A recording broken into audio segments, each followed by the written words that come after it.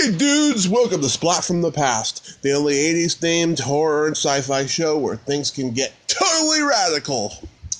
Now today, I will be welcoming back my good friend Susan Damante, the great actress from Blood Sabbath and the Wilderness Family movies.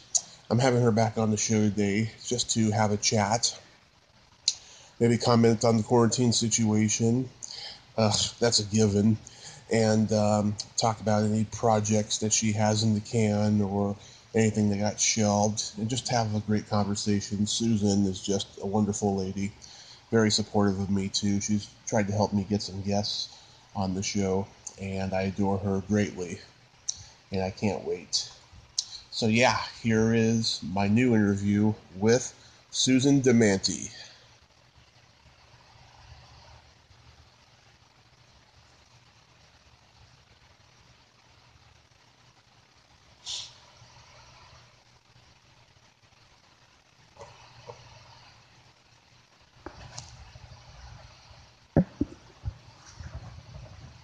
Hello. Hey Susan, welcome back. How are you? I'm okay, Tommy. How are you doing? I'm doing pretty good.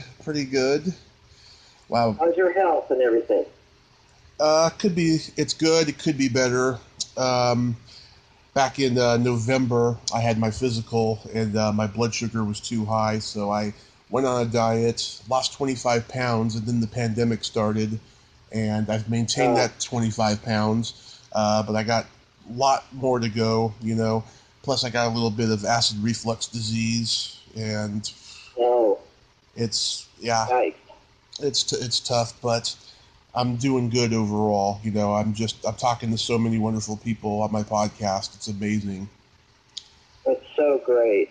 I haven't been keeping up lately because of my own schedule, but I just see you popping in here and there, and I see who you're talking to. I just haven't listened. Oh, yeah, so many good ones. I just talked to Burt Ward yesterday. Oh, really? Yeah. It was, we rescheduled twice, and the first time, it was so nerve-wracking. I was just like, this guy's an icon, and it's really scary. But I got through it yesterday, and it was great. I think it was a little cliched, though. I've heard him do so many interviews where he tells the same stories. I was trying to put a new spin on it, and I wasn't able to. Oh, I see. But it was good. How old is he now? He's going to be 75 on Monday. Oh, I see. Okay. Yeah, but it was good. It was good overall, though. That's good. But how are you holding up in this crazy time?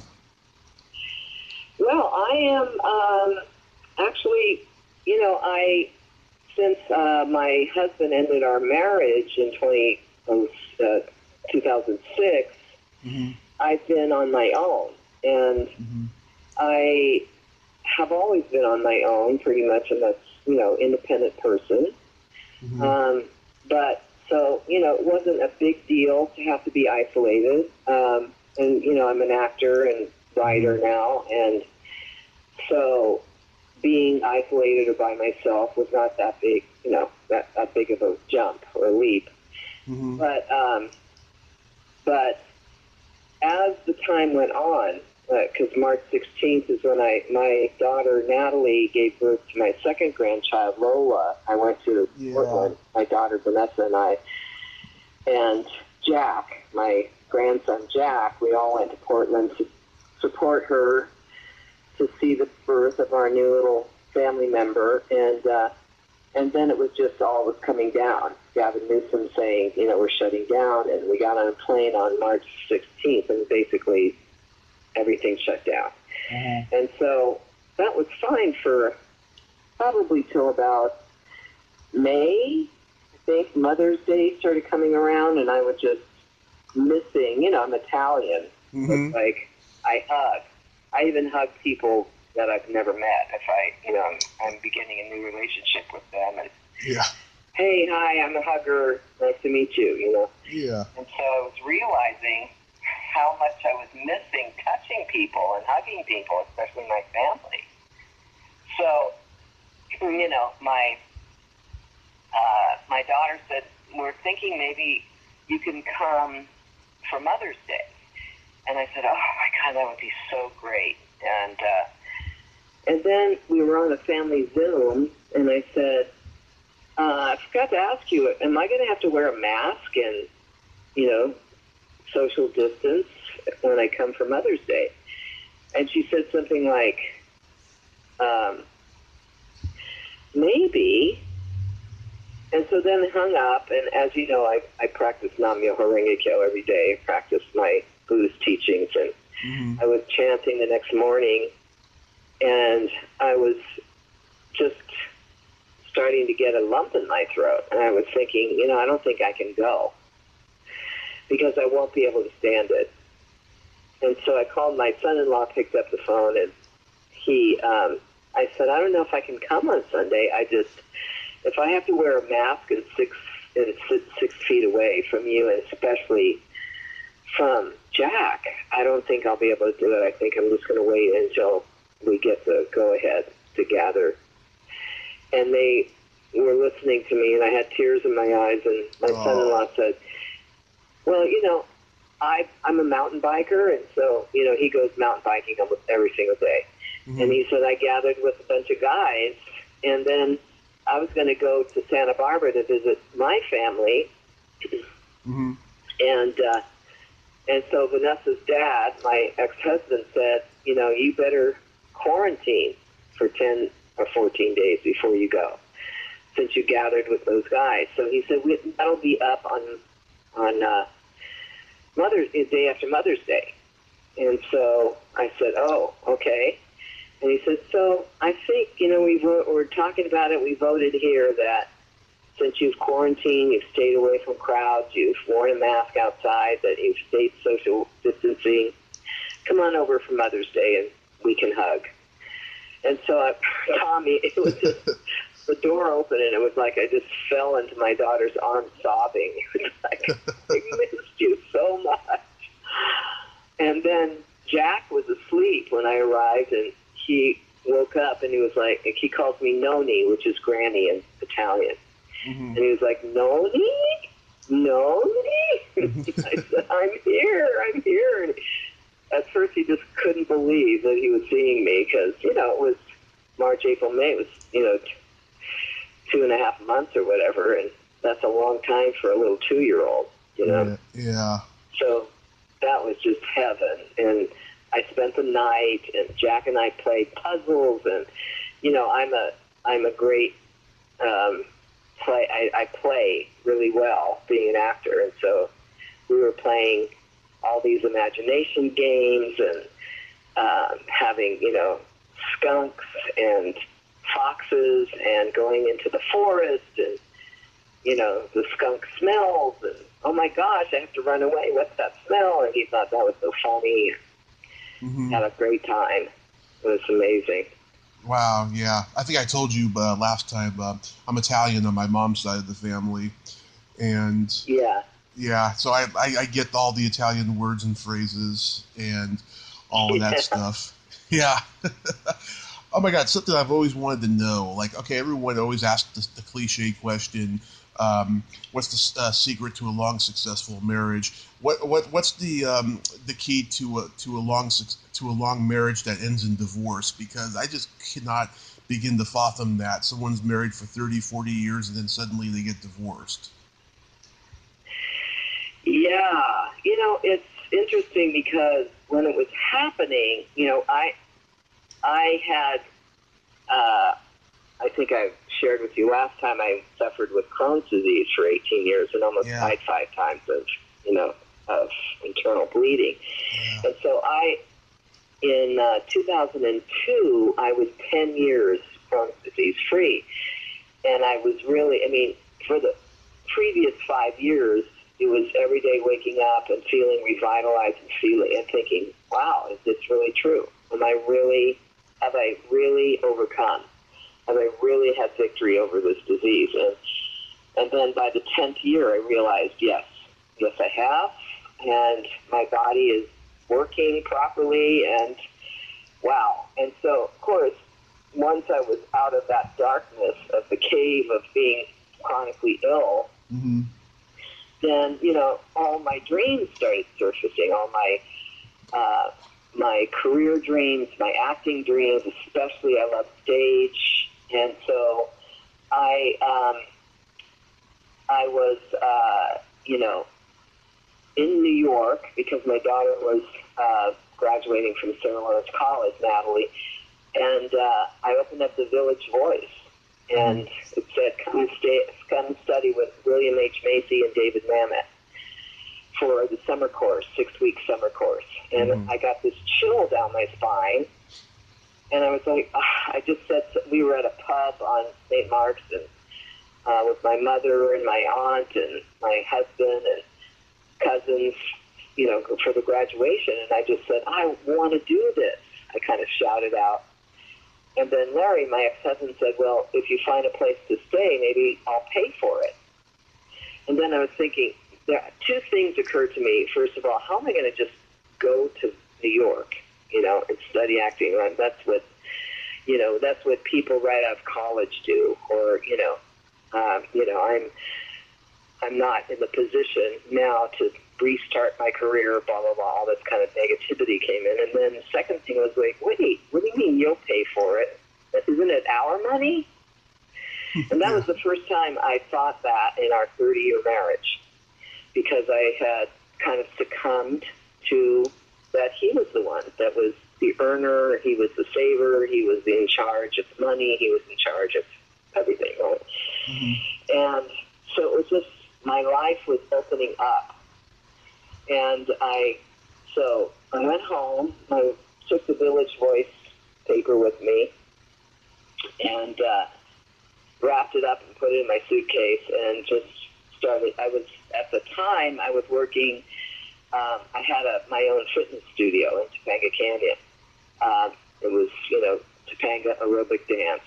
And so, you know, I started teaching, and then one of my days I just felt sort of under the weather, and my daughter Vinessa was coming to be, you know, trained and do the class, and I canceled it, and she was already on her way. I couldn't get a hold of her, and she came and said, what's wrong, Mom? You know, why did you cancel? And I said, I just felt under the weather. And she said, Mom, you haven't even had a cold since you overcame Crohn's disease. What's wrong? And I said, I don't know what I want to be when I grow up. And she was like, well, what? I said, well, you know, people say I have an amazing story. I should write my story, but I don't think I'm a writer. I don't know how to do that.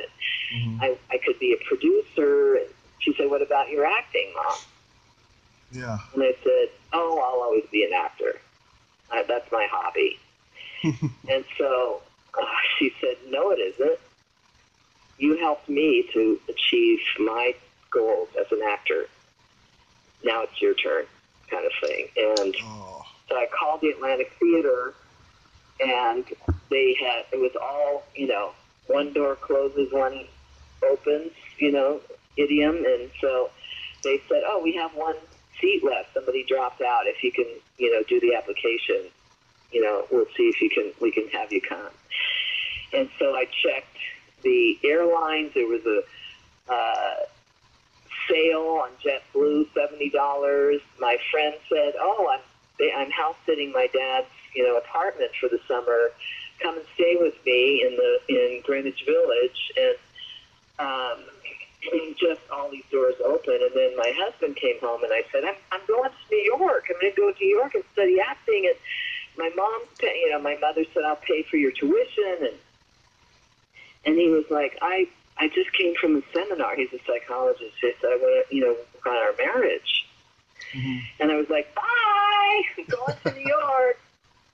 And so it was like when I arrived in New York and went through the training at the Atlantic Theater with David Mamet, William H. Macy's, you know, practical aesthetics. Yeah. It was just like somebody put a hook in my talent and just started pulling it out and pulling it out, pulling it out. And all my dreams came to the surface. I was just feeling so much joy. I started auditioning for theater. And in the meanwhile, Larry was like, okay, you had your seminar, so let's have you come home. And I was not wanting to come home. And I was, really starting to understand that my life was going in a different direction. And so long story short is that we just started talking about it, and basically he was like, you're either going to come home or I'm ending the marriage, because I'm not coming to New York. And I don't really, I said, well, you married an actor, and here, come and see me in my plays that I'm doing. And then I just kept staying. I kept staying in New York, ended up living in New York for almost 10 years off and on, and doing theater. And, it turned out in the end, even though it was like my skin was being pulled off when we ended our 30-year relationship, it ended up really everybody went in the direction of their happiness, including him, me, my daughters. But it was a long haul. Wow. That's a sad story, but it's also a lot better than my parents' marriage breaking up, I'll tell you. A lot better. Oh, was it horrible? It was pretty bad. My dad struggled with alcohol and drugs for a long time, and it got to the point where the last year or two of their marriage, my mom was seeking sexual attention elsewhere, and she eventually stayed with that guy for 17, 18 years, and he ruined our lives in the last few years of it in a bad way. And she's still not over it. My mother has just really declined over it, sadly. Oh, my gosh. Yeah. Yeah, it really is. I mean, when it comes to the crucial moment, what we do, the decision we make, and there was a really crucial moment in New York where I was studying one of the Buddhist teachings, where I was trying to really study to see, to make a decision based from wisdom and not from emotion. And in this letter that Nichiren Daishonin wrote back in the 13th century to his followers, but we study those letters because they're about human beings. So they're ageless. It's really about the human condition. And he was saying, when you make a decision, you make a determination, you go forward in your life, Mm-hmm. that's when the obstacles come. It's physics, right? When you make a forward movement, a huge determination, which I did, I'm going to New York, I'm going to, study acting again, I'm going to open my life to my dream, my artistry. Of course, then the opposing forces want to slam that down, right? Mm-hmm. But if you're not aware, if you're not enlightened to, I'm being attacked by, the opposing forces wanting me to stay in my darkness. But when I was reading that letter, he said, if you don't fight to be able to have, to be able to make the decision to create the happiest life, when you do that, everyone around you will benefit from your creating a happy life. And so that was kind of how I made the decision not to go home. Mm-hmm. I called my husband and I said, I'm staying to finish out, this workshop. And I'm, if you come here, you'll see how happy it's making me. And that's when he said, I'm not. Wow. And I had to take that as the answer. It was a hard one, but I fought through it, and it came out the other side. As I said, everybody became clear that was the path towards all of us having a happier life. Oh, that's sad though. But I think this whole quarantine situation has been very humbling for a lot of people. It's enabled them to get things done that they otherwise wouldn't have, and I think when everything gets back to normal, I think there's going to be some pretty interesting projects that a lot of people in the movie and TV industry have come up with, I think, I mean, I thought we would be done by now, but just there's a billion assholes out there not wearing any masks, and that's why we're still in this situation. Yeah, I mean, I don't know. I don't understand it. I don't understand the pushback of people not wanting to follow, the protocols. But, I can see how people are, sort of rebelling against authority. Why should you tell me what to do? But in the meantime, we're all in this together. It's kind of, to me, bringing to the forefront this, this belief that all of us are equal as human beings. We all experience birth. We all experience aging. We all experience sickness. We all experience death. No matter who we are, no matter how. Buddhism calls it the four sufferings. And how do you transcend that, And so if you look at it that way, then if I'm not wearing a mask, then I'm killing you. Mm-hmm. And people don't look at it that way. It's more of a self-centered thing of, hey, I have my rights and I can wear a mask or not. Mm-hmm. Yeah, I don't know what's going to happen. I hope it happens quick, because this has been a horrible year. It's been good for my podcast. This has been the best year of my podcast. I thought last year... Yeah, podcasts and voiceovers and animation, they're all, booming. Yeah, I thought last year was a good year, but this has been the best year, because I have gotten people this year that I've been trying to get since I first started, people I never thought I would get, like Burt Ward yesterday. I talked to both James Drury and Richard Hurd 2 weeks before they died. Wow. Yeah, it was very profound to me. Very profound. I talked to Marion Ross from Happy Days back in January. She was I've had people call me back after an interview and tell me they had a great time, but she did it about 2 hours later and said that I was a gentleman and that she had a great time. Oh, that's so sweet. Yeah. He's right. Oh, thank you. Yeah, just so many great people. I got so many on the way to, and it's getting to the point now where people are starting to recommend me to their showbiz friends and stuff. Which, by the way, I want to thank you for attempting to get certain people on the show whenever I've asked you. Oh, sure. If I could help in any way. I just didn't feel comfortable with the last person that I can't even remember his name. That's how Howard. I'm not really connected to him. Howard Sherman, yeah. Howard Sherman, yes. I found out that his daughter is a photographer and she's on social media, but she hasn't been on in quite a while and stuff. So I reached out to her and I haven't heard back yet, but hopefully I will, though, because it's the 35th anniversary of Day of the Dead, and I've talked to a lot of people from that movie, but he's like the one, he's like the one that everybody remembers in that movie, that zombie who's chained. Oh, really? Zombie who's chained to the wall. And he's so good as an actor. He's like Boris Karloff as Frankenstein in that role. Oh, my gosh. Yeah. Yeah. And also, too, I feel more confident asking people for help, too. I never used to, but now I do. Oh, yeah. I mean, in show business, you have to reach out to people. I mean, I've been doing a lot of webinars and seminars, attending to try to, see. For me, it's information and education of seeing what the casting directors, each casting director office is, a little bit different in how they operate and how they want to be connected to and all of that. And so I'm in the Dramatist Guild because of my solo show, Life, Death, and Entertainment. I told you about that, right? Right. And so, my solo show was published and performed professionally, so I joined the Dramatist Guild. And so there's been a lot of great seminars on there. And I was able to attend one the other day with Richard Veritas. He, trying to remember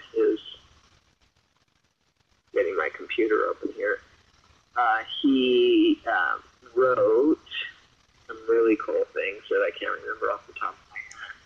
But, and one of my, I have what I call my Buddha daughters that practice Nam-myoho Renge-kyo, and they look to me for guidance and whatnot. And so I have one actress who I introduced to chanting, and she's in Houston. And she wrote her story, which is really amazing story of her father committing suicide, and her stepbrother within a few years also, and how she had suicidal thoughts. And then as she started practicing Buddhism, she started to really revitalize her life and have the feeling for,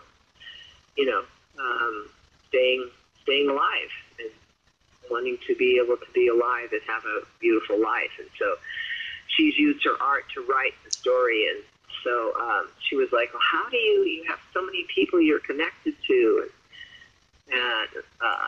And I said, I just, when I'm on a seminar with them, you have to have something that you are connected to them about, right? Mm. So his name is Richard Vetere. It's Italian. Vetere. Mm-hmm. Third Miracle, Vigilante, The Marriage Fool. He has a lot of things that he wrote. And so I was on this seminar with him and listening to his how to develop your play into a screenplay. And I've been wanting to do that with my solo show for quite a while. And so I was telling her, when I'm on something, then I try to find them where they are on social media, and then I write to them. If mm-hmm. I'm interested in connecting with them, I write to them and I say, I enjoyed being on the seminar with you, and I learned a lot. Mm-hmm. And can we become friends? And for the most part, if a person is interested, they do. And so now I'm friends with Richard Vetere, and he said to me, well, good luck. I think it would be a big task to make your solo show into a screenplay. But now I have that connection, and when I'm in the process of writing it, I wouldn't feel at all imposing if I sent it to him and said, can you take a look at this and see how it's going, how I'm doing. Mm-hmm. So that's how I like to connect. Yeah, I had a one-man show idea that I wanted to do, where I do my stand-up routine.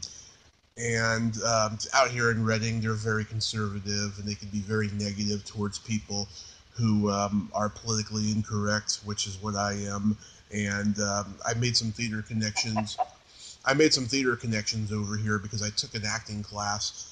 That was a lot of fun, but I was the oldest one in terms of being young. Everyone was like 18 to 22 or something. And at the time, I was 34. And then there are a couple 65-year-olds in there. And so I made some connections over a period of time. One, I'm actually still in contact with this one woman. And, I told her, I think at the middle of 2018, I said, I had this idea for a one-man show I'd like to do, if I could put it on, at your theater and stuff, And she said, I really don't think your type of humor would go well over here in Reading. And I was thinking to myself, wow, that's pretty judgmental and negative, Yeah. Well, what was she arguing against? I think, well... What were you saying that was going to not appeal to the Reading people?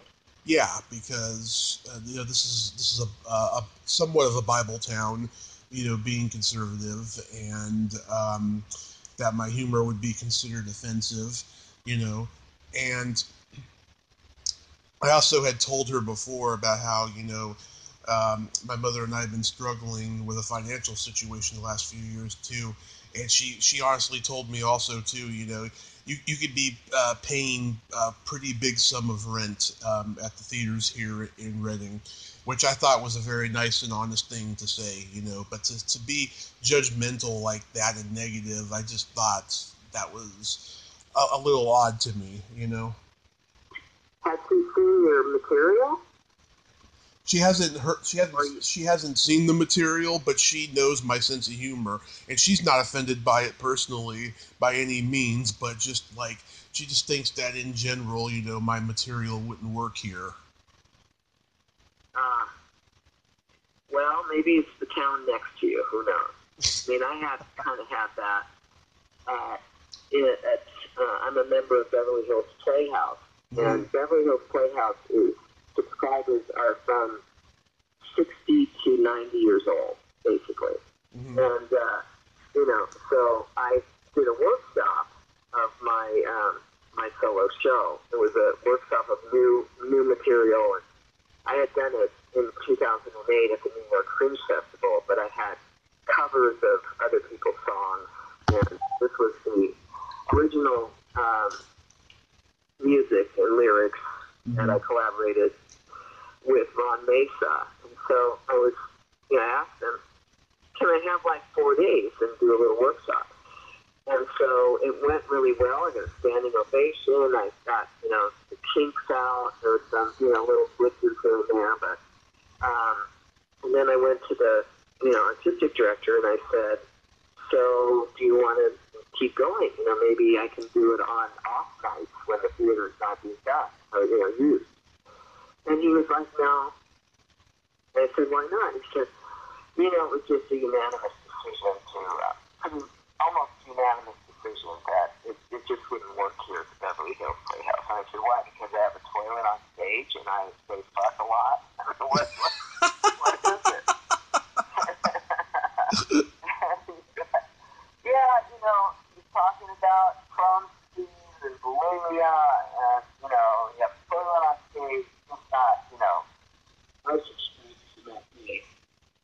And I said, I don't think you're right, because I have a very good friend who's in the company, who's Dorothy Sinclair, who's been in the company for, since it almost started. She's 94. Wow. He happens to love my show and came to it twice and brought gas. So, but I couldn't get through to him. He just, he put an axe on it. So then I went to a different theater for the Hollywood Fringe Festival in Hollywood, where people really enjoyed it. Oh, that's great. Yeah, I just don't get that political correctness crap that's been going on, especially the last few years with the quote-unquote woke culture. It's driving me crazy. What do you mean?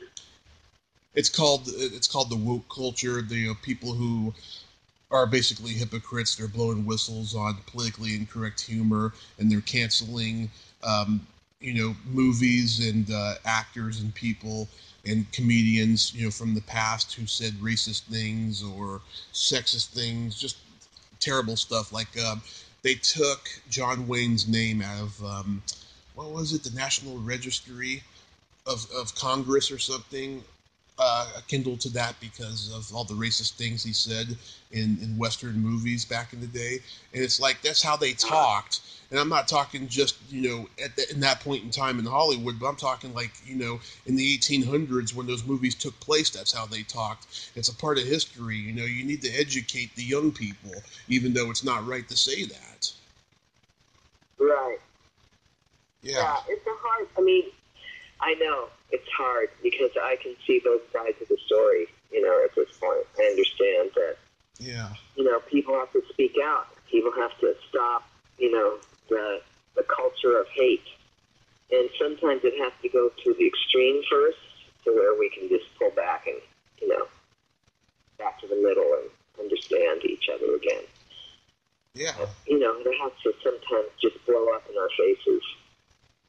Yeah, like a month ago, someone said, let's cancel Robert Downey Jr. because he did blackface in that movie Tropic Thunder. And it's like, okay, if you're going to cancel him, also cancel Al Jolson because he's the one who pioneered it, Right, exactly, yeah. It's really nuts. It's really nuts. Yeah. Yeah, but also, putting a knee on somebody's, carotid artery and killing them in front of the entire world has got to stop. Yeah. Oh my God, that was terrible. Terrible. It doesn't matter about... I couldn't get it out of my head for weeks. Yeah. Oh, I couldn't get it out of my head for weeks either. I was just like, oh my God, the whole world can see it, And everyone who was like sharing it, and there was probably a number of billions of sharing it. They probably, captioned it their own take on stuff, and I think that's what blew it up to be much bigger, than it was already, and it's terrible, Yeah, yeah. And there's all these speculations that he could have had crystal meth in his system, and he was probably dying of a heart attack at the time of it, and of course they've delved into the past of both of these guys, and they had some beef years before and stuff. Irrelevant. Yeah, it's just there's some layers in that whole thing that's being peeled, but the whole thing is just awful. Yeah. Yeah. You don't shoot a person in the back. You don't put your knee on a person's neck. It's like there's other ways to arrest somebody. Mm-hmm. So, anyway. Yeah. Interviewing also is getting easier for me. People are starting to be more comfortable opening up to me about things. And back in February, I interviewed this one actress. We talked for approximately 2 hours, and that's one of two interviews that have stayed with me this year, because she was just we talked about this cult movie she did that she's known for 52 minutes out of those 2 hours, and she was telling me about the good and the bad of it, and then she told me afterwards about the unexpected turn her life made after it. And I was just moved by it. And I went back and listened to it about a month ago, and I was like, wow, I can't believe she opened up to me like that, She opened up about how the movie affected her, or her life took a turn? Both. She told me about some of the dark stuff that happened behind the scenes that would sort of constitute as #MeToo stuff today. And then she told me about the direction her life went into after that, and wow, it was amazing. And which podcast was that? Her name is Bethany Wright. Uh-huh. Yeah, if you go find it on my YouTube channel, it's there. And then the other interview I did that stayed with me back in R-I-G-H-T? Yes, WRIGHT, yeah. I see. Okay.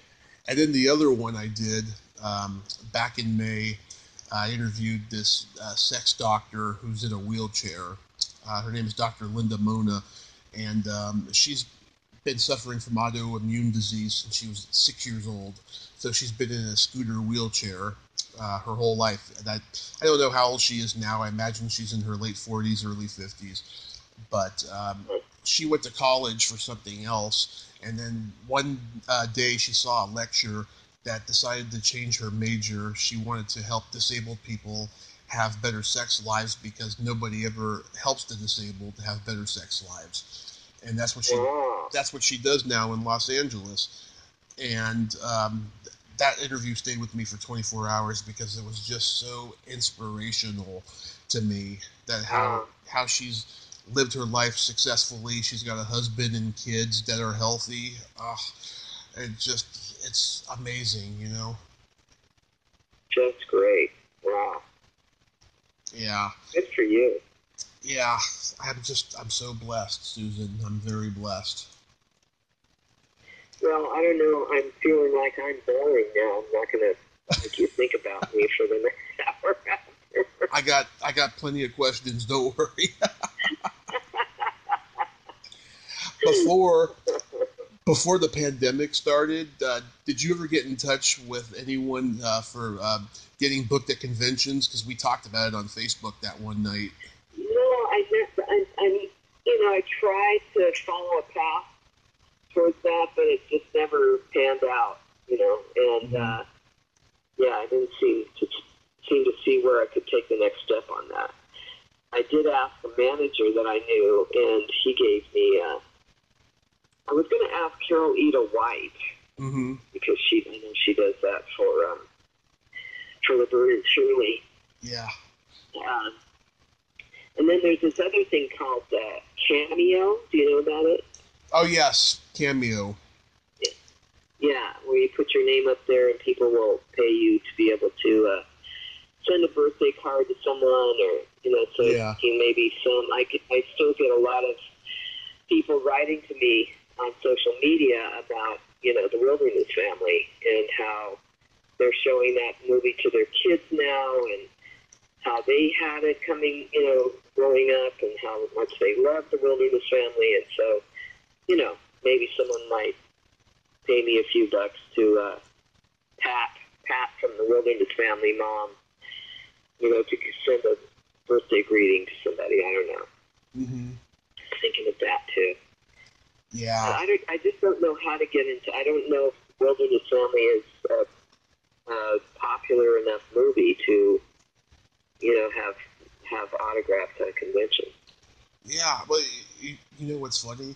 I mean, it was basically an extension of the Swiss Family Robinson, which is a Disney movie, and I think even though the Wilderness Family was not Disney, I think that they have a Disney convention that happens a couple times a year called MouseCon, and yeah, they have one in Bakersfield and one in Oakland. And I was actually going to go last year because Sharon Baird from the Mouseketeers was there, and I interviewed her about a month or two before. But there was heavy rain that day, and daylight saving started that night, and so my mother did not want to make the trip over there, so I didn't go. And I wish I had, because look at this pandemic. We don't know if it's going to happen again. I know. But I think I think MouseCon should maybe consider booking Wilderness Family people because of the Swiss Family Robinson connection, and the fact that they played on the Disney Channel all the time back in the 90s when I was a kid, the Wilderness Family. Yeah. That's true. Maybe I should look into that in the future. Yeah. And I can give you a long list of people, of bookers, of the convention scene to avoid, and only a short list of ones to reach out to. Oh, really? Okay. Yeah. Sounds good. I've encountered so many shady managers. Word does get around, and I talk to their current clients and their former clients, and they tell me all these terrible things that they've done, and what their narrative is and stuff, and it's god awful. And a lot of these managers now aren't even legitimately managers. What they are is fanagers. They volunteer at these conventions, they jump through the hoops, and then they become the celebrity's booker after helping them with the money while they're signing autographs, and they just abuse their power to the extreme. And I don't even know if these celebrities even are aware of it. Oh, wow, that sounds scary. It is. It's pretty scammy, I have to say. But did you ever audition for something that became super iconic? Oh, that I didn't get? Yeah. Let's see. I think I auditioned for a movie, trying to think now. You're switching my brain to another memory. Yeah, I mean, I went, when I was a brand new ingenue here in Hollywood, I pretty much went on most of the hit movies that were happening at the time, and I can't think of. I was just thinking of the Ryan Farrah Fawcett's husband. Oh, Ryan O'Neal. Thank you. Mm-hmm. Ryan O'Neal and oh my gosh, I see her face. The love story. Oh, Ally McGraw. Ally McGraw. Wow, you're great. Okay. Oh, you and my brain gets fried. Yeah, I think I still went up to that. I went up on all of the ones that were happening in the mid to late 70s that were of my caliber. but I can't think of anything that really soared that I didn't get a part of. Huh. So you were up for Love Story, and it's been 50 years since that movie came out, and it was a huge hit at the time. Oh, God. Thanks a lot, Tommy. Well, no, it's just, I'll tell you, this has been a milestone year. I've been celebrating the 35th, 45th, 50th anniversary of so many different movies and stuff. Oh my God, on Monday, I'm going to be interviewing Bill Haley Jr., and it's the 65th anniversary since Rock Around the Clock became a #1 hit. Yeah. That's the song that brought rock and roll to the American consciousness. Absolutely. Yeah. Yeah, for sure. My brother turned me on to all of that. Yeah. Rock and roll. Yeah. It's an anniversary year, so that's why I had to say 50th year. I'm just teasing you. Yeah, I mean, getting older is a privilege, and so many people don't realize that. It is, without a doubt. And of course, you know, I'm so revitalized after overcoming Crohn's disease in 1992 that I'm a baby. I'm going towards babyhood now. I'm going backwards. Which is what I wanted to talk to you about. I have a guest back last year who just recently got diagnosed with Crohn's disease, and she's become a dear friend of mine. She's gotten me at least one guest since. We've become good friends, and I feel so bad for her. Do you have any advice that I should pass on down to her about coping with Crohn's? Yeah, you know, it's, I've had, of course, you know, when I was, I think, of 5 years, Crohn's disease free was when people started to really reach out to me to get advice, to get, you know, input, encouragement, and all that. And in the beginning, I would get on the phone with someone, and basically it started becoming like, especially someone who's dealing with it, really having a lot of flare-ups and hospitalizations, and they're just fed up, and they just would call me and want me to just cure them. Right, so it ended up being a debate between us. You know, well, what medication do you take? Well, I take 6-MP and Asacol. Oh, no, I can't take that. That's terrible. And who's your doctor? And, well, Dr. Marvin Darza. Oh, I've heard about him. I don't like his website now. And then it was just like, oh, you eat salad? Oh, I could never eat salad. And I was like, this is not a debate. Somehow this is not working, right? So I started to pray about it when I was fasting. I was like, what is this a mission that I have to encourage people? If it is, I have to find out a specific, you know, way in which this is going to help that person, because they have to find their cure. I'm not going to give them a cure. So I came up with sort of a method of which I've stuck with all these years, which is when someone calls me and says, can you encourage my friend who has Crohn's disease, or even any chronic illness now, I'll speak with people, but it's basically a 2-hour thing. And the first hour, I listen and ask questions. And for the most part, I make it that it's in person or it's on Skype, FaceTime, because I have to look in the person's eyes. And so the first hour is me listening and asking questions, and then the second hour is from deeply listening to that person. Then I share, you know, what my experience, all of my amazing experiences, and I can kind of have the wisdom of what to impart to that person. And I also pray when I'm chanting to make it that something significant will change from that conversation. That it's not going to just be, you know, a fly-by-night thing. That there will be something significant that the person hears. And so once I came up with that, it was interesting because so many of the people who wanted to speak to me without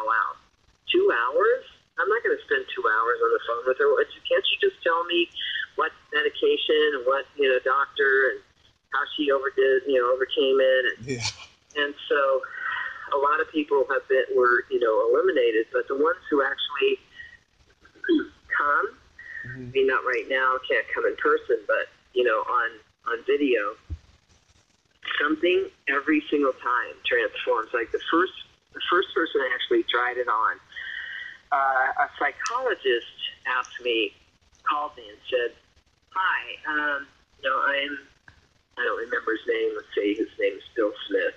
And Bill Smith, I'm a psychologist. I have a patient, I have a client that has Crohn's disease, and I heard you have information on Crohn's disease. I said, what do you mean information? I said, I'm 5 years Crohn's disease free. Oh, no. You can't be Crohn's disease free. It's incurable. And I said, well, I've been symptom free for 5 years, and I intend on being symptom free the rest of my life. Oh, well, so can you talk to my patient? And I said, well, here's how I do it. And I explained. It's 2 hours. It's in person. The other thing is he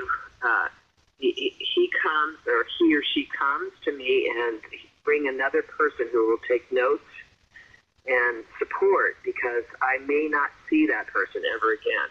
And so the person that comes with them will be able to follow up when they are in a crisis or there it is, and reiterate what we talked about.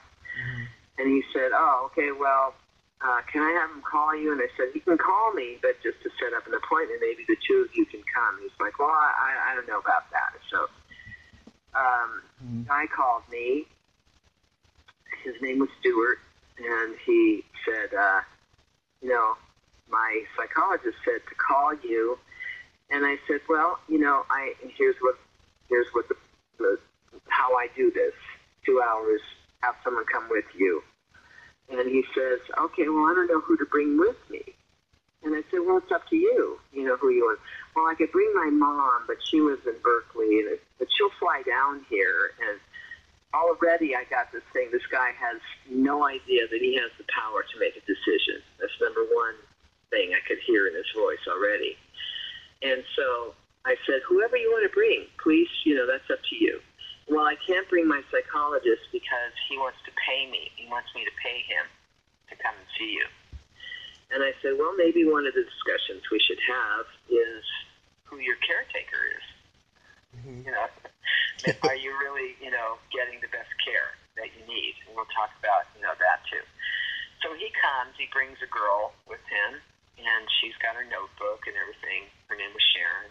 And so first thing is I said, just tell me everything. When did you get your first episode of Crohn's disease? I was 14, and I said, what was happening in your life? And what I do is just sort of examine the pattern, sort of just ask, And so I started seeing a pattern with Stuart where every time he was embarking on something tremendous in his life, a new direction, a new determination, he would get a flare-up.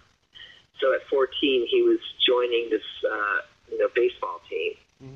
And then at 16, he was, going to the prom or whatever. And then graduating high school, going into college, graduating college. And I said, so what's happening? I said, I'm starting to hear this, in your story.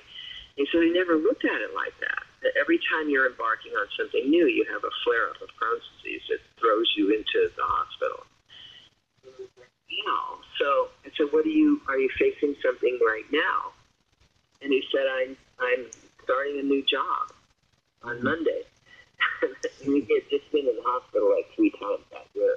It was getting worse. And so I said, well, are you happy to go into this new job of, just becoming a banker? And I said, it doesn't sound like you're happy for this new job. And he said, well, I'm going to make a living. I'm going to be able to pay my rent, does everybody have to like their job? And I said, in my opinion, yes, you do. Especially if you have chronic illness. And he's like, well, what do you mean? So I said, Crohn's disease affects people in pretty much every individual in a different way. kind of like how coronavirus is attacking people. It's like got all these different surprise symptoms. And so I said, if you're going into a job right now that you're not really, happy to, then your body reacts to that. Right?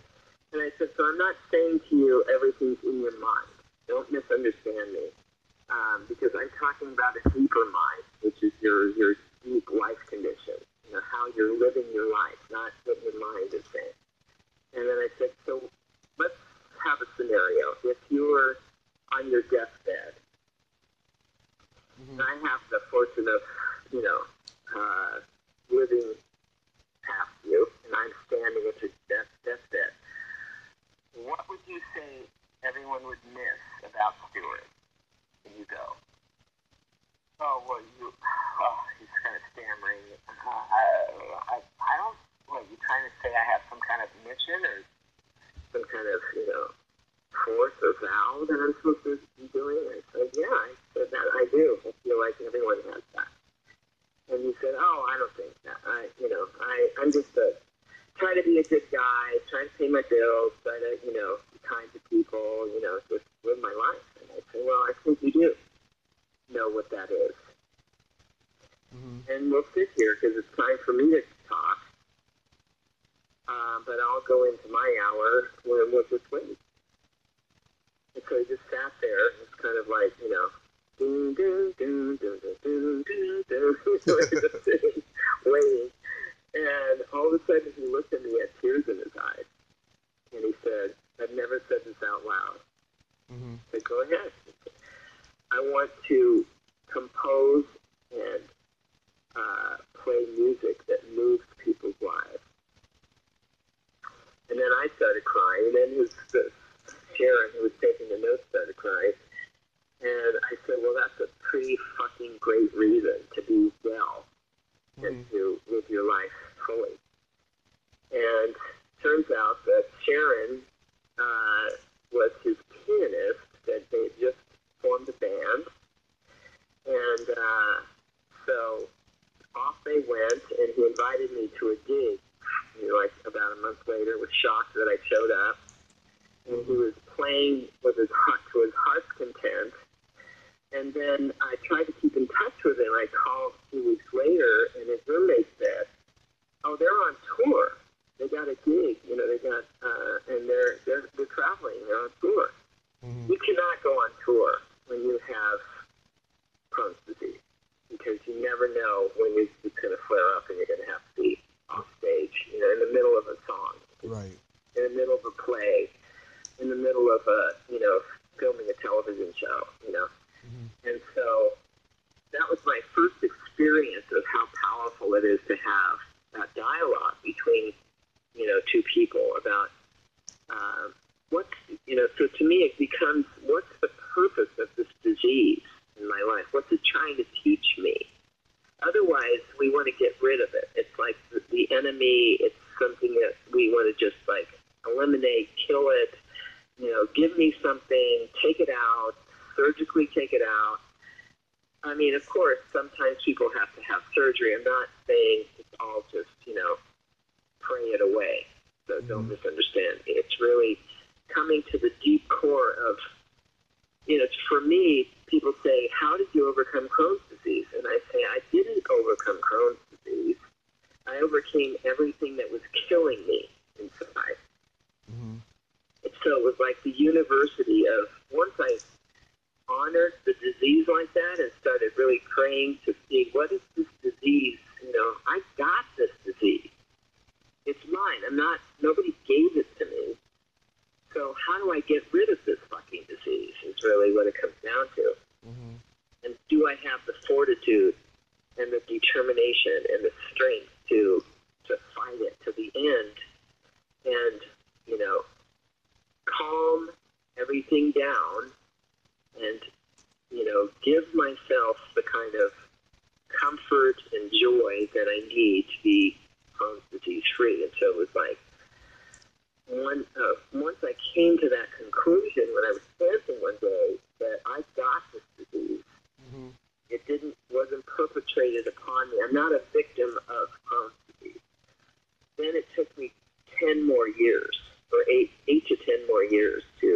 overcome it, but it was like the University of Susan. How I sleep, how I eat, how I interact with people, how I hold grudge. I'm Italian, it's in my blood. Overcoming grudge, overcoming, selfishness, self-centeredness, devoting myself to helping others, thinking of others, and not just, me, which was most of my life up, into my 20s. And, it was just, I kept having these realizations of how I was, making these kind of causes, taking these actions to kill myself, basically. And it was manifesting in Crohn's disease. I don't know if that makes any sense to you whatsoever. But it does. When people suffer from a lot of pain, whether it's physical or emotional, especially physical, you have to beat it mentally, because otherwise it's going to eat you up inside. Totally. And then also I came to the point, I went down the wrong path. I went so many wrong paths. But it would just be such a great learning experience, because it was just like my body would say, you're going down the rabbit hole, Susan. And I'd have to go, okay, what's the next direction? And deeply meditate on, where I was going. Like, I did all homeopathic, vitamins, muscle reflex testing, iridology, Chinese herbs, acupuncture, acupressure, but my body was in severe disease, and so that was the point where I realized when you're in severe disease, you have to use medical science. You have to use medicine that, to pump it into your body, but you pump it into your body with mindfulness, prednisone or 6-MP or Asacol, whatever the doctor has prescribed, but look at it as I am pumping my body to stimulate the healing from these medications, and then watch closely to take it down out off of the medication, so that I started to really honor the strength that my body was getting.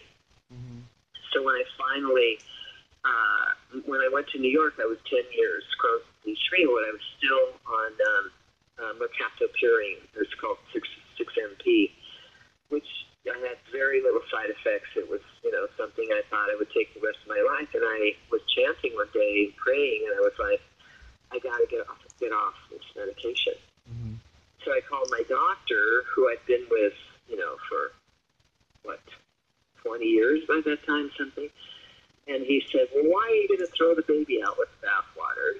Why are you just... And I said, because when I pray and I'm thinking of my body, if I keep taking this medication, now I've been 10 years Crohn's disease free, I'm giving the signal to my body that I still have it. And so that's the reason I want to come off of it. And he's like, well, you're the boss, so let's start a program of step-by-step taking it down. And I haven't been on medication since.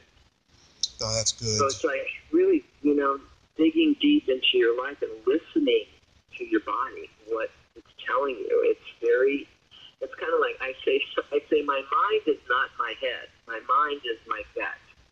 Right. And it tells me all the time what's going on. Are you going back to grudge holding? You don't give you some pain, instead of having, irregular bowels or something. It's like, wake the hell up. Let me hold the grudge again. And it just tweaks me into awaken to what I'm doing. Yeah, my mom, she took a fall in May of last year at work, and she's been recovering from that. She broke her arm, and she had surgery a couple weeks later, and then she just had her second surgery a month ago. And we've been in the middle of a lawsuit since. She's been suing them, but because of the pandemic, it's been a lot slower than we thought. And we're going to get through that, but she's having a lot of trouble, with medication and just coping with it. Yeah. But I keep telling her, you got to beat it mentally, and go about your day. It's going to hurt. Yeah. It's hard because, when people used to say that to me before I had the realization of, I got this disease, I can get rid of this fucking thing. Before that, when people would say, well, you have to have positive thinking, and you have to really, do positive things and do affirmations, and I just want to punch them in the face. Yeah. You tried bleeding from your ass, and cramping and diarrhea and fever, and then tell me I'm supposed to have a positive thinking, right? Mm-hmm. So it's hard when someone's really going through pain to say the right words. Basically it's like, you have the power to transform this. You do. You have to dig it out from the depths of your life to be able to overcome. And look at it as your ally and not as, this enemy that's invading you.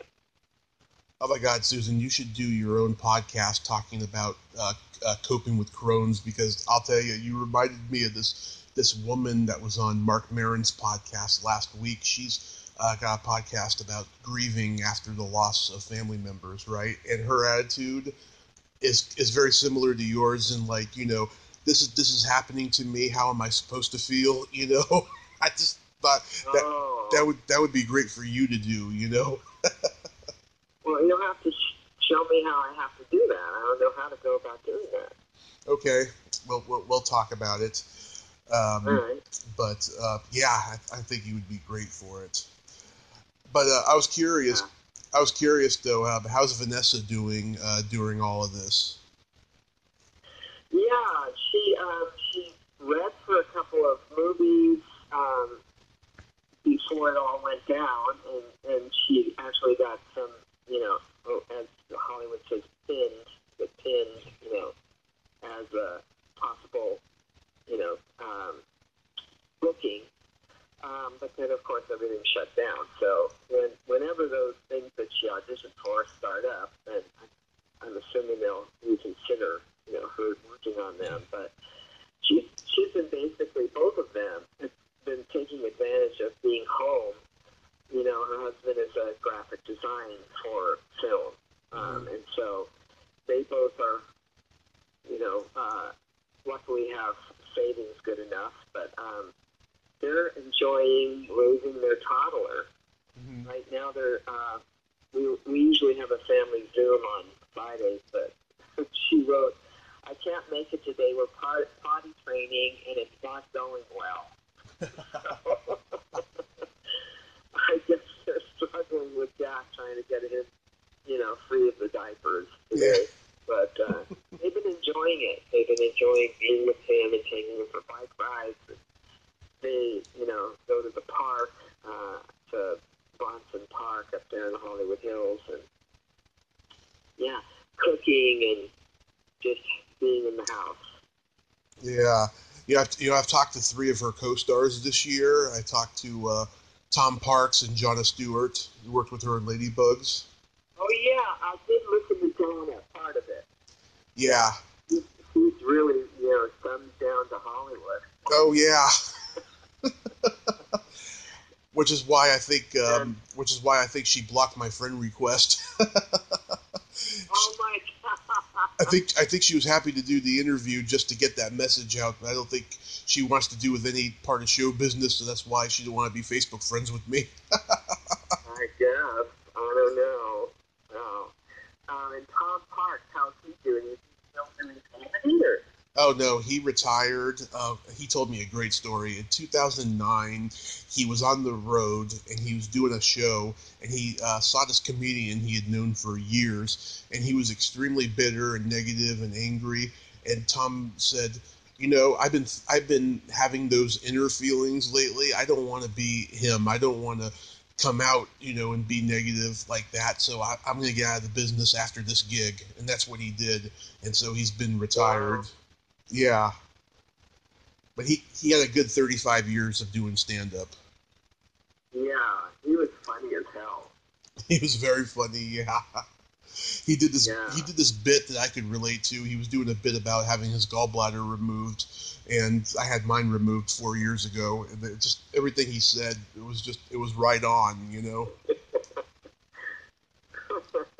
And then you talked to Larry Bagby, right? Oh yes, Larry Bagby. I was going to get to him too. Yeah, he said you were a very sweet lady.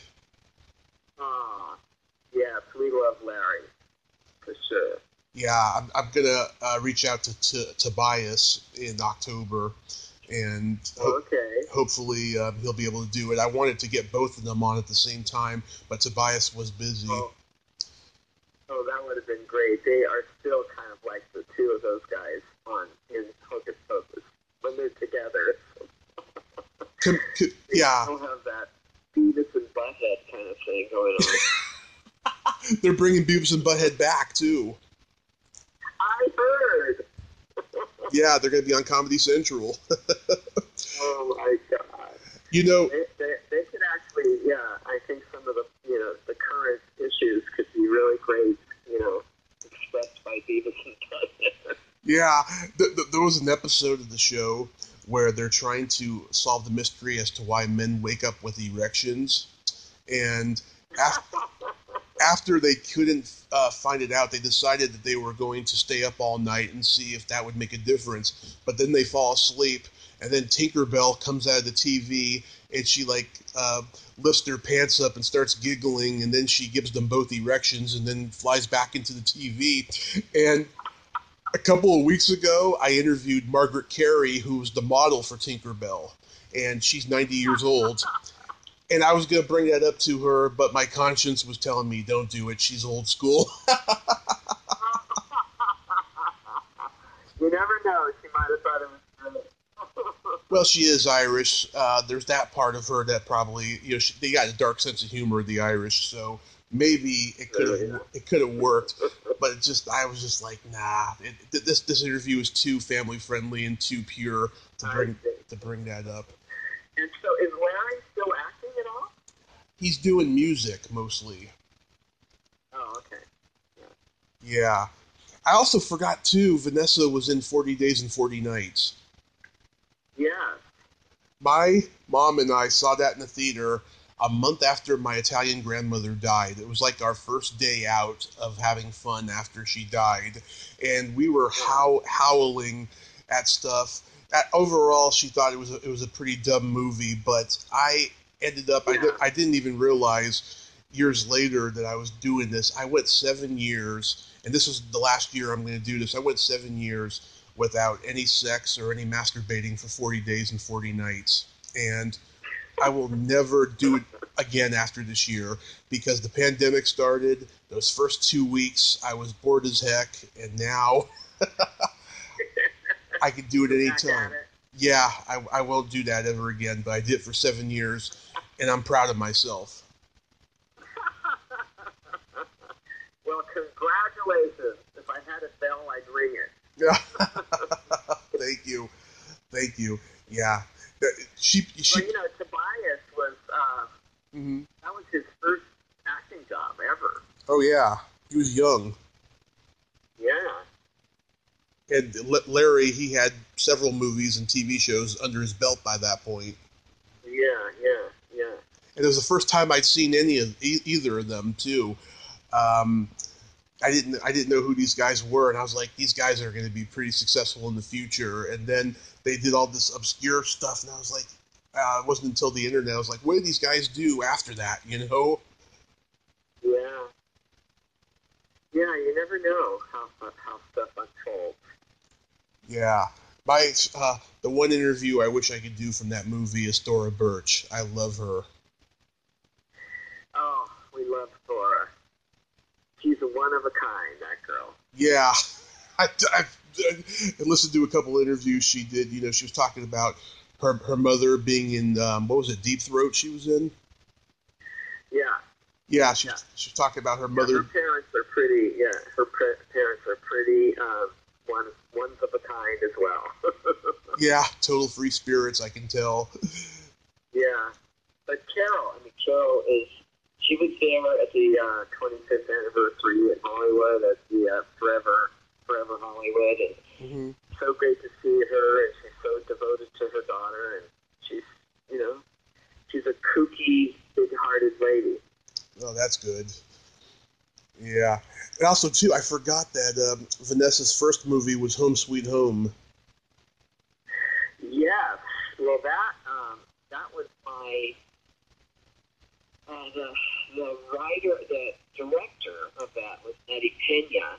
Nettie Pena, you can find her on social media. She's primarily a photographer now, but Vanessa was 4, I think, not 5, and she was, you know, planning on doing this horror film with, you know, Jake Steinfeld. Jake Steinfeld, yes, the muscle guy. Yeah.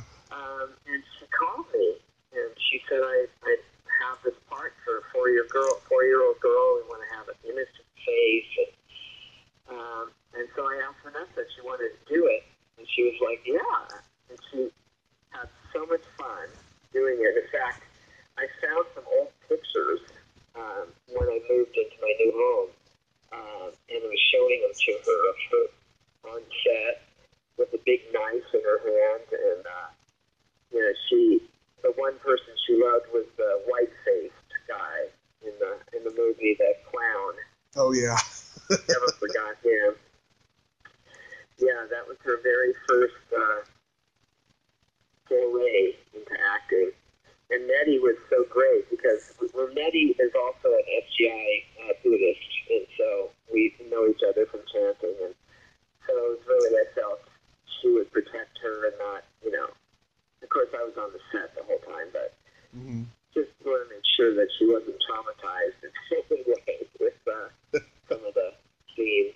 Yeah, I can imagine.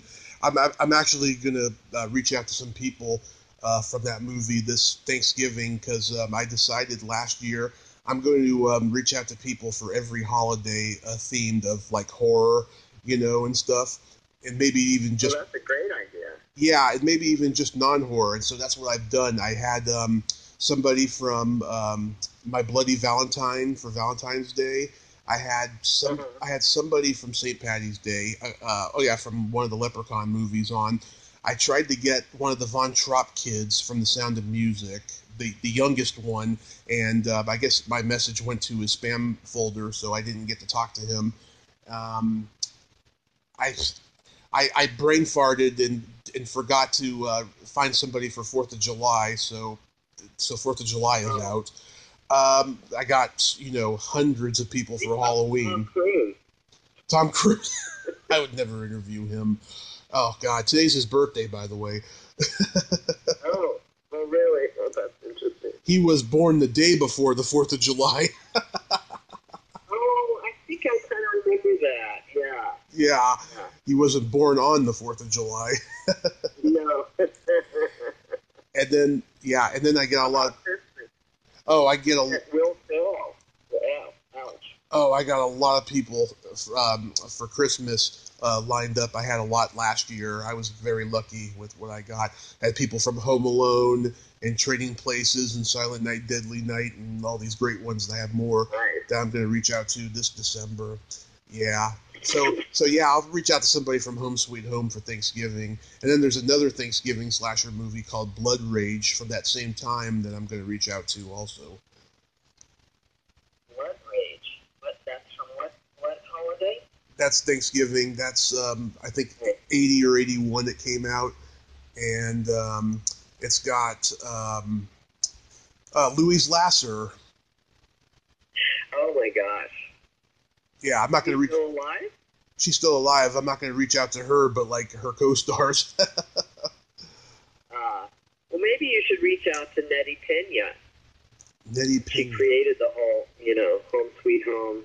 Oh, yeah. It was called Thanksgiving to begin with, I think. The original title was Thanksgiving, I believe. Yeah, that wouldn't have worked for a slasher movie title. I thought maybe, you know, I can't even think of a slasher name for a Thanksgiving movie. I know. So yeah, if you want to be connected to her, I could, you know, hook you guys up if you wanted to ask her. Oh, that'd be great. I'll let you know when it gets closer to that time.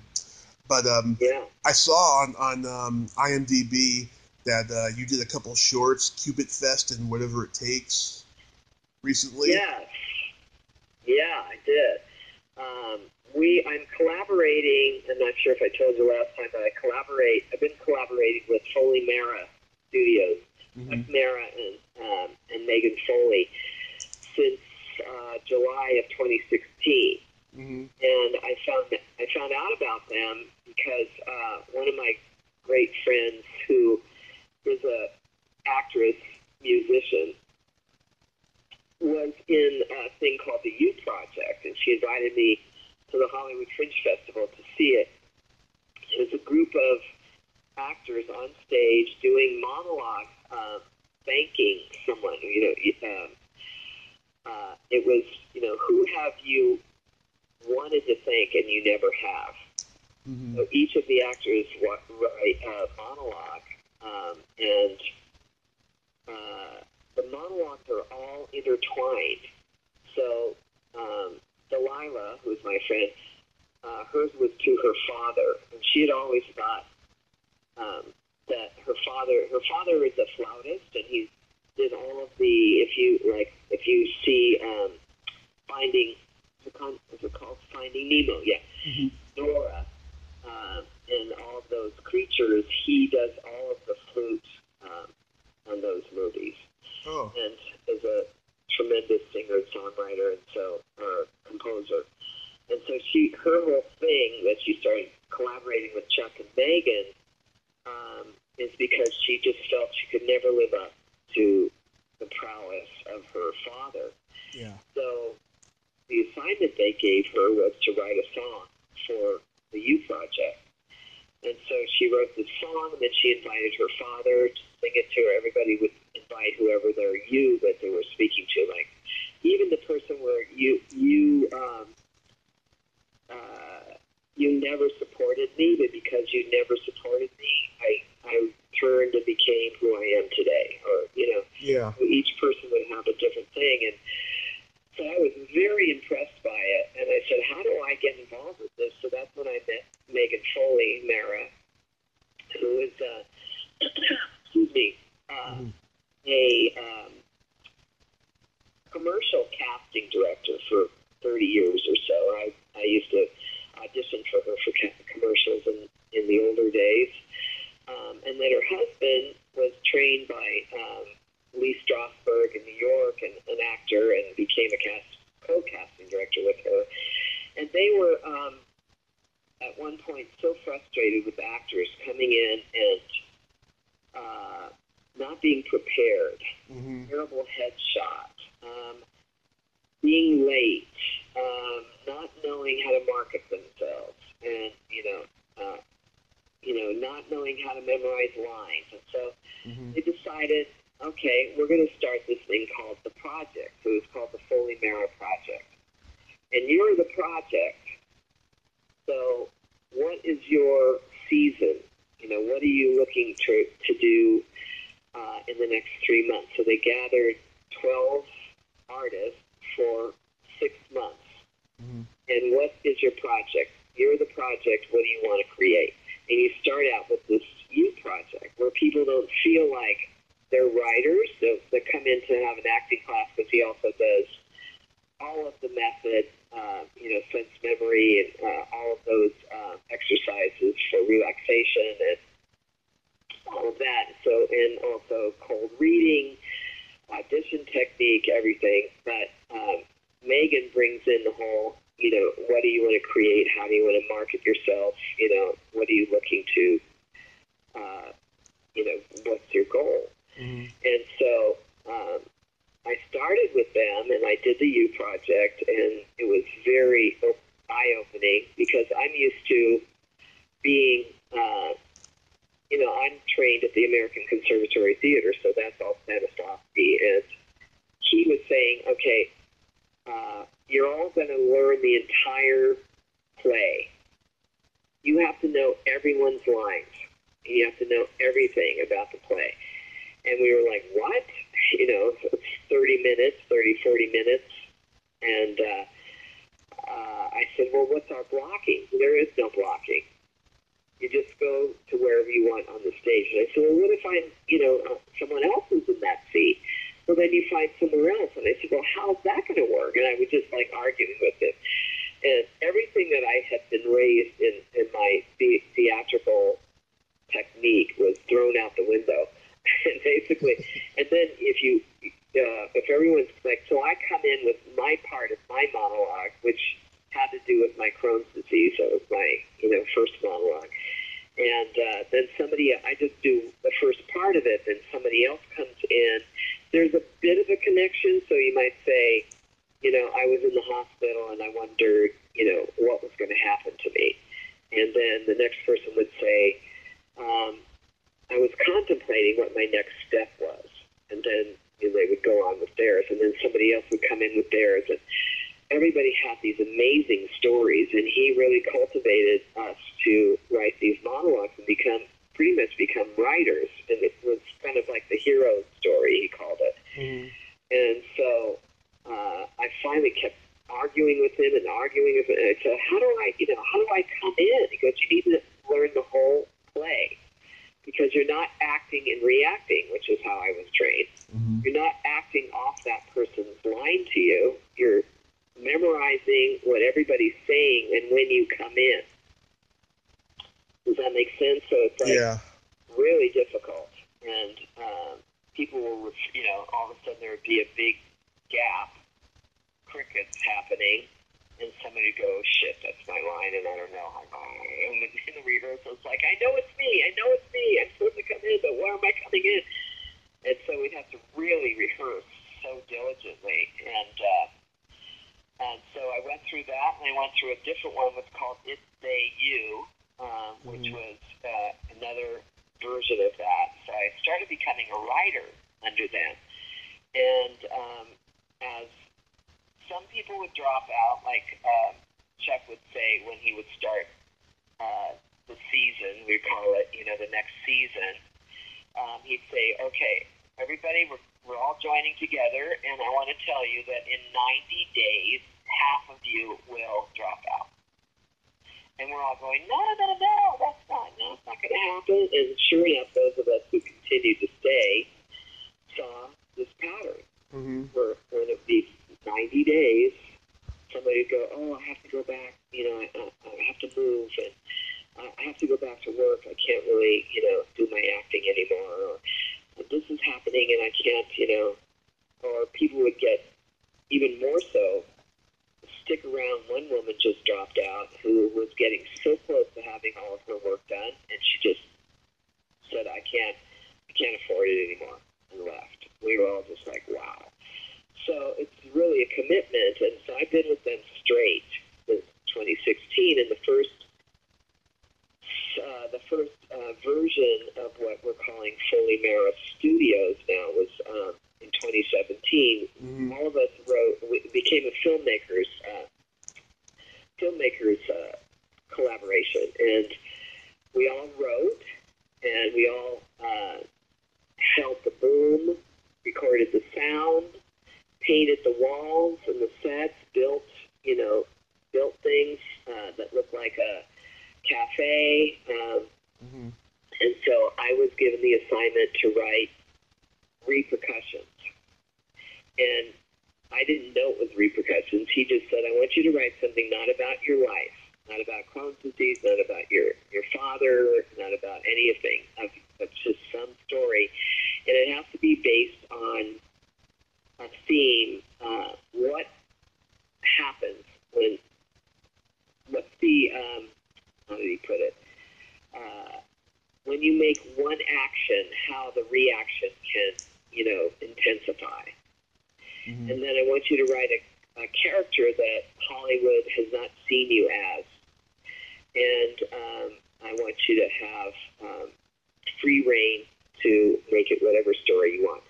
So, of course, I sat in front of the computer, and I was like, I don't know, how can I write? I don't know, how can I write something that's other than my life? I don't know how to do this.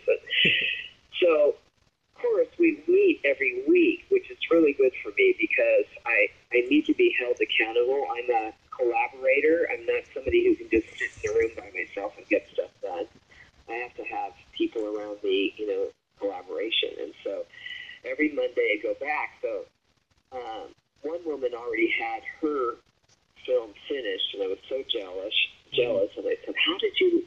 She said, "Well, I want Hollywood to see me as a comedian because I've always been just, drama. And I'm always just the girl next door, and so I want to do a character of an executive. And the theme is, what if my father and mother cheated on each other, which they would never do. They're devoted now for 40 years.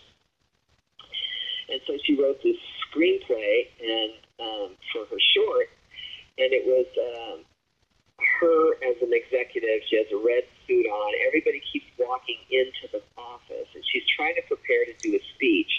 And they walk in, and she says, "Close the door." And they walk into the office and close the door. "No, don't close the door inside. Go out and lock. The lock is broken. Mm-hmm. Then can you please, just knock?" And so it goes on and on. People keep walking in, and so her office manager is pregnant.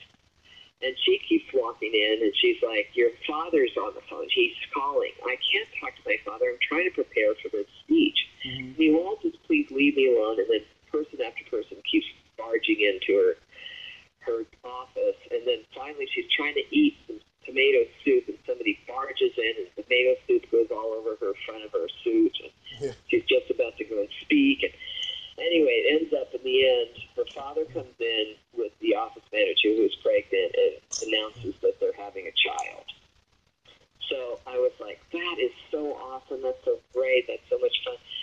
And I said, speaking of cheating, I said, I was just with a friend of mine who I hadn't seen for a long time.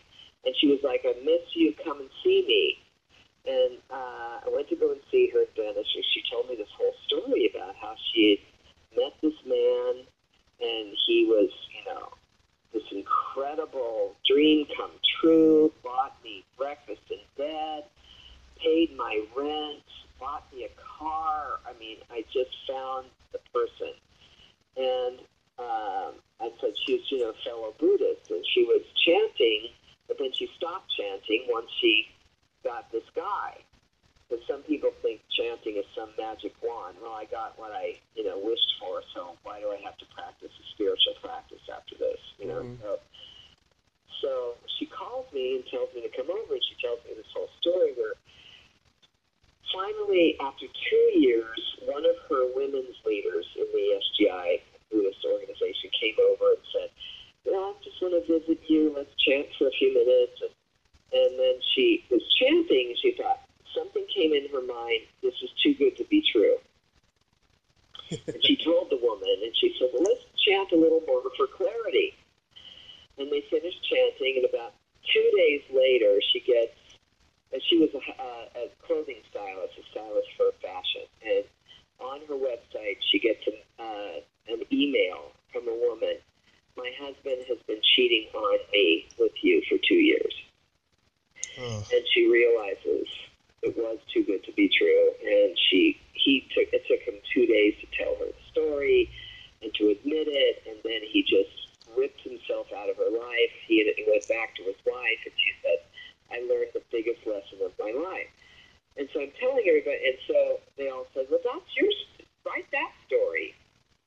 And I said, "Well, that's really her story. Chuck wanted me to get something from my imagination." So I went home, and I was thinking about it, and then I called up Sarah, and I said, "Did you ever meet the woman?" And she said, "Oh, no. I didn't meet her, and he just left me and went back to his wife, and that was it, just within 24 hours. Oh. And I said, okay, so my story is, what if the mistress and the wife meet? And what revenge do they take on the guy? And so that's my first short film, which has won a lot of accolades and awards at film festivals.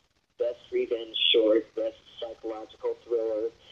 It's 9 minutes long, and I play an executive that I'm always cast as a lawyer, a doctor, an executive, a judge, a strong woman with a fighting edge. Mm-hmm. And I wanted to have myself be in that executive position but have vulnerability. So it's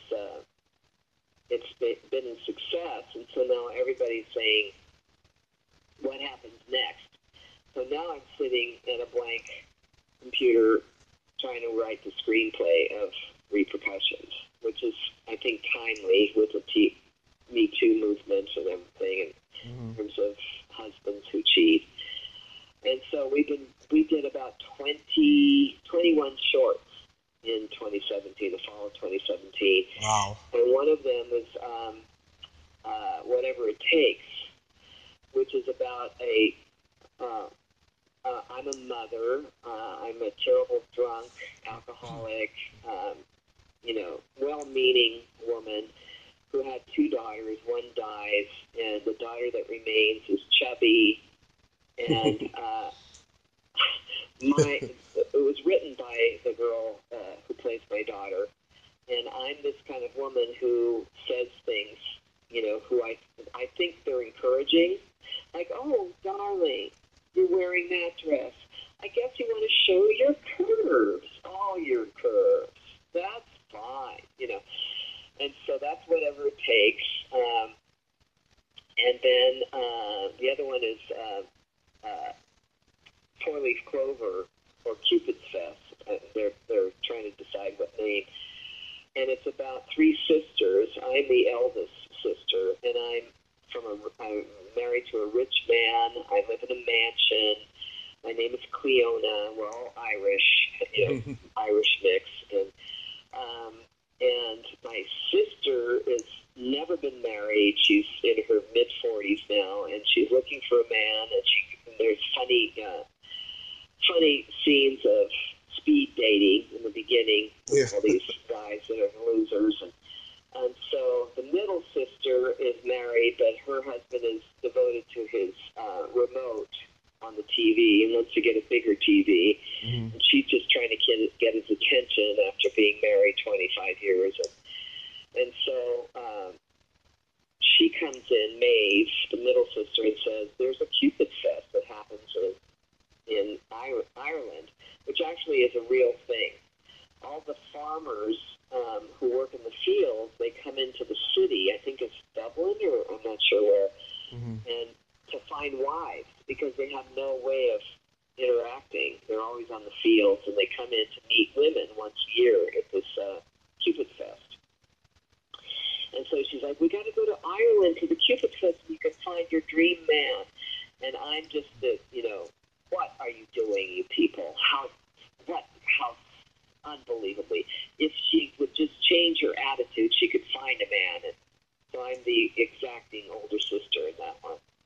Mm-hmm. Wow. Are these shorts available anywhere? They're still mine is available. I can send you the Vimeo link. Sure. But the other 2 are still in the process of being edited completely, but they're on IMDb because they've been completed. Filming has been completed. Okay. Post-production is happening right now. Okay. Before I get to my next interview in 18 minutes, it's time to play my secret silly game, which we didn't get to play last time. This is a series of silly slumber party questions, and it's no win or lose, it's just for fun.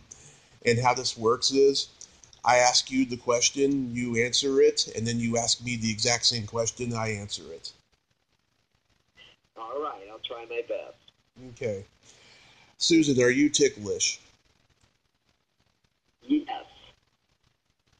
Tommy, are you ticklish? I am just baby ticklish, yes. Baby ticklish? Yeah, I get a knee-jerk reaction when I'm tickled. Yeah, the only place I am is on my feet. Yeah, I'm very ticklish on my feet. Not under the arms or anything. I'm very ticklish on my feet, yeah. Is your belly button an innie or an outie? It's an innie. Is your belly button an innie or an outie, Tommy? It's an innie, and it's very deep.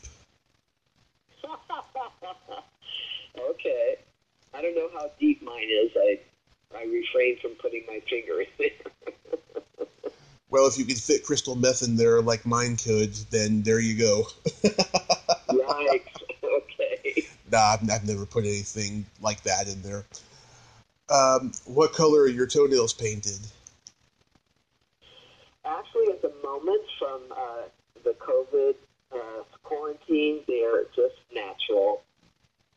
But I usually get a pedicure every 3 weeks, which I miss. I highly miss. Love it. What color are your toenails, Tony? Last time, Your toenails, Tommy. Last time they were purple with sparkles. Right now they're au naturel. Okay. Yes. What would you say is your best personality trait? Oh my gosh. Let's see. My sense of humor. Yes, I agree. And what is your best personality trait, Tommy? My sense of empathy and the fact that I have no filter. All right.